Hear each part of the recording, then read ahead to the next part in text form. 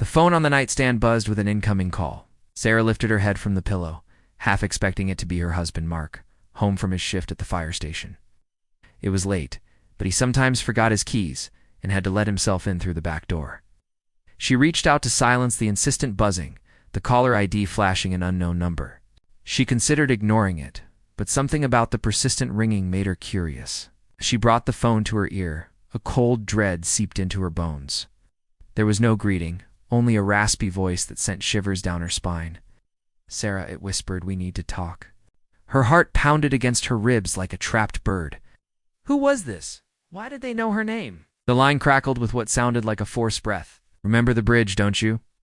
The voice was uncomfortably close, as if the speaker was in the room with her, though she could hear nothing but the frantic thump of her own blood in her ears. Suddenly, the caller pressed something against the receiver. A wet, squishy sound made Sarah's stomach churn. Was it a cloth? A rag? Her eyes darted around the room, landing on Mark's toolbox, which was usually kept locked. But lately, he'd been working on some kind of model airplane and had left it unlocked. Was that what that noise was? Her mind raced, weaving a tapestry of imagined scenarios. But before her thoughts could solidify into fear, the voice cut through the silence again. "Don't hang up, Sarah. We have unfinished business." The word unfinished echoed in the stillness of the night. A promise of something terrible yet to come. Her hand trembled as she brought the phone away from her ear. She needed to hang up, to disconnect from this nightmare, but her fingers seemed glued to the receiver. What was it about this call, about this voice that held her captive? Then, as if sensing her every move, the voice continued. "You can't hide, Sarah. You can't escape what we had. You can't escape me."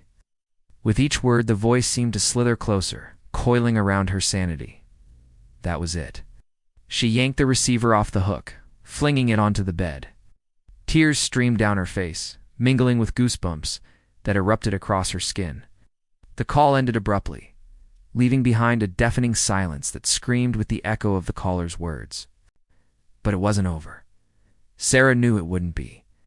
The nightmares had started soon after they moved into this old house, whispering voices in the dead of night, footsteps creaking up the attic stairs. Shadows that danced at the edge of her vision and then disappeared. At first, she dismissed them as the tricks of an old house, settling in her overactive imagination. Then came the phone calls. Always at night, always with the same chilling greeting, "Sarah." And then there were the scratches on the floorboards, appearing overnight, forming patterns that seemed almost deliberate. Mark had found the whole thing amusing at first, chalking it up to her overactive imagination. But the scratching had escalated, spreading like a disease, turning the once pristine floors into a canvas of chaos. He'd finally agreed that something was amiss. But his reassurances did little to soothe the constant hum of unease that now accompanied her every waking moment. He'd suggested calling the police. But when the scratches weren't there, when the officers came, or when they did, there was nothing to connect the mysterious markings to anything sinister. It was all circumstantial, all imaginary, according to the law. They'd left, shaking their heads, unable to help. And so Sarah had retreated into herself. Seeking solace in daytime television and the company of daytime soaps, where the drama was as thick as the pancake batter she lovingly prepared for Mark. In those flickering boxes of light and shadow, she found a temporary escape from the horrors that stalked her nights. That was until today. Today, reality had breached the fragile dam she'd built around her sanity. Now, as the unsettling quiet of the morning stretched around her, she wondered how much longer she could hold on. She had to tell Mark. No, she decided, steeling herself. She would not be a burden to him, not again. When the nightmare started, she'd clung to him, seeking comfort in his strong arms, in the steadiness of his presence. But then she'd seen the worry etched on his face, felt the strain in his embrace, and she'd pulled away, hating herself for adding to his burdens. She would not be a burden to him, not again. Mark deserved more than the haunted shell of his wife. She would protect him, shield him from the darkness that threatened to engulf them both. She would be strong, not just for herself, but for Mark too. She rose from the bed, her legs stiff from disuse, and walked to the window. Outside, the sun was rising, painting the sky in hues of gold and crimson. It was a beautiful day, a stark contrast to the terror that gnawed at her soul. She had to do something, anything, to regain control, to chase away the specter of dread that loomed over her. The sight of the sun, of life going on as usual, filled her with a desperate hope.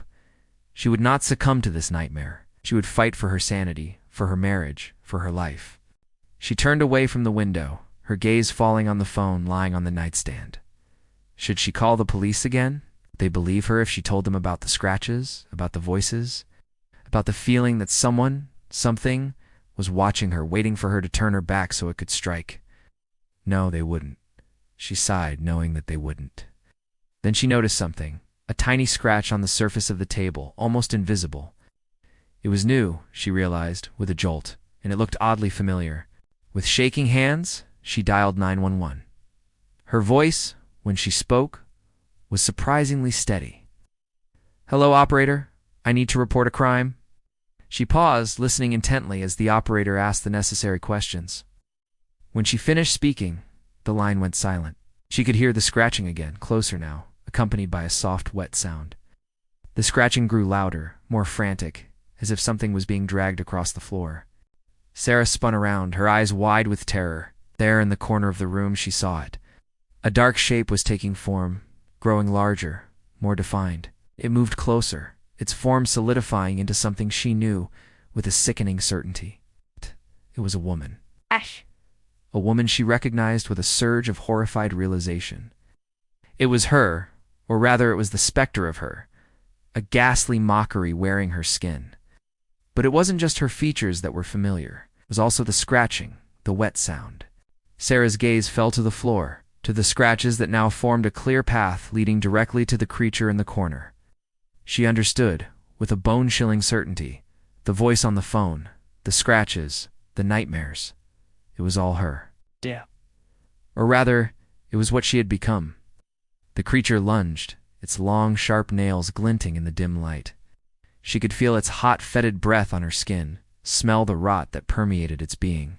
She screamed, a primal sound of terror as it closed in, as its putrid touch enveloped her. Its grip was icy cold, yet searing hot, like fire from a frozen hell. Its eyes, bottomless pits of darkness, stared into her very soul, sucking out her sanity. With a final, deafening screech, it crushed her, enveloping her in its putrid embrace. Sarah crumpled, her scream dying in her throat. The last thing she saw was the creature's face, contorted in a silent scream, its eyes wide with a horrifying realization. Then everything went black. When Mark arrived home, he was greeted by a sight that turned his world upside down. The front door was wide open, the house eerily silent. A chill wind snaked through the rooms, carrying with it the scent of damp earth and decay. His gaze fell on the phone lying on the nightstand, its cord severed. His heart lurched. Sarah would never sever the cord. He rushed to the window and threw it open, calling out her name. But the only response was the mocking whisper of the wind through the leaves. Panic clawed at his throat as he searched the house, his eyes frantically searching for any sign of his wife. In the bedroom, he found the torn fabric of the curtains, the remnants of a struggle, perhaps. But when he moved the bed, he saw it, the scratches, the same ones that had been appearing on the floor, now spread across the wall, forming a grotesque path leading to the closet. He called out to Sarah again, his voice cracking with fear. Then he stepped into the closet, the air inside suddenly thick and cold. The stench of decay hit him full force, bringing tears to his eyes. He stumbled back, gasping for breath, and fell to his knees, his fingers shaking as they brushed against the wall. The realization that dawned on him was like a physical blow. He slid down the wall, his back hitting the floor. He wanted to scream, to tear at the fabric of reality, to claw his way into the abyss that had swallowed his wife. But he couldn't. He was trapped in a nightmare from which there was no waking.